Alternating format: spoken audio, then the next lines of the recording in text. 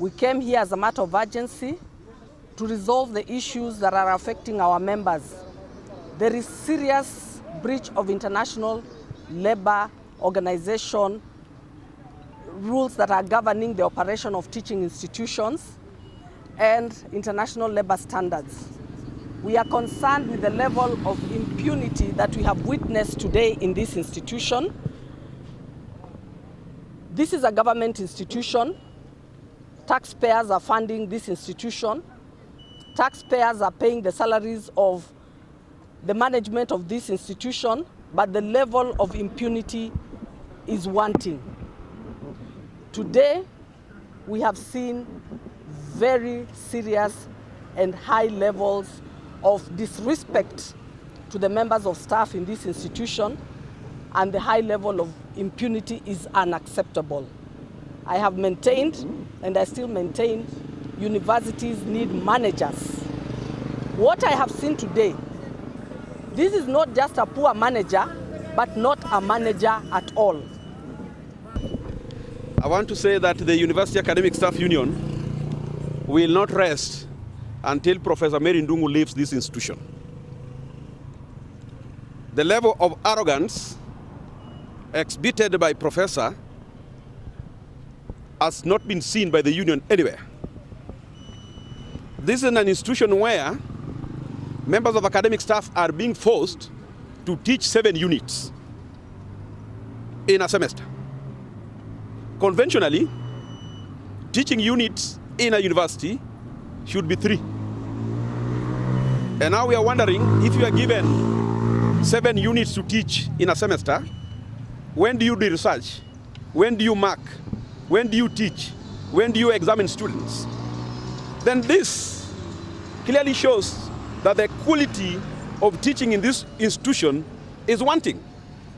And we want to call upon the Commission for University Education to come to Kirinyaga University and investigate the standard of teaching in this university, together with the Ministry of Education. Because I strongly believe a lecturer cannot teach 7 units in a semester. The next thing I want to say, members of academic staff on 6th of January this year were forced to take a mandatory part-time lessons. If it is part-time, how can it be mandatory? Unless I don't understand English. It is part-time.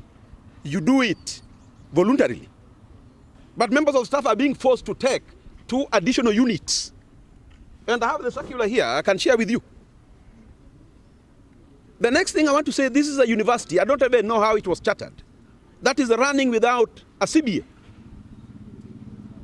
The chapter leadership here has written to the management several times, and they have blatantly refused to convene a meeting to negotiate a CBA.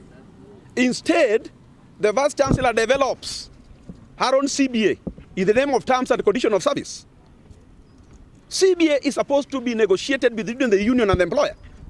But a case whereby the Vice Chancellor wants to run the institution based on the terms and conditions of service that she developed herself, as a union we are not going to accept.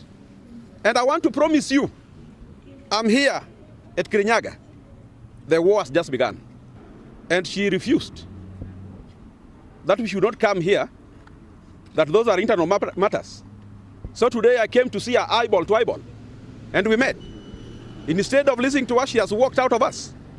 So we are wondering, how can a manager walk out of the union? Because we want to solve the issues affecting this university. She arrogantly walked out of us. So what can we do? Exploited, underpaid. They don't go and live. Here they teach back to back. She has blatantly violated all the labor regulations. In this institution, nobody goes on leave. Huh? In this institution, when she implemented the CBA, she underpaid the staff with 9%. We want to know where she took the 9%.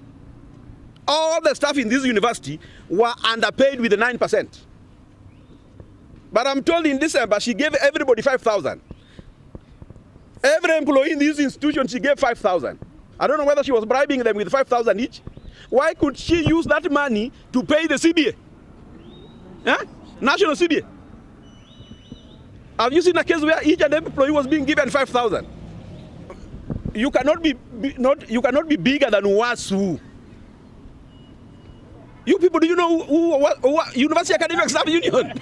You cannot be bigger than University Academic Staff Union. And I'm the Secretary General. I'm saying she cannot be bigger than the University Academic Staff Union.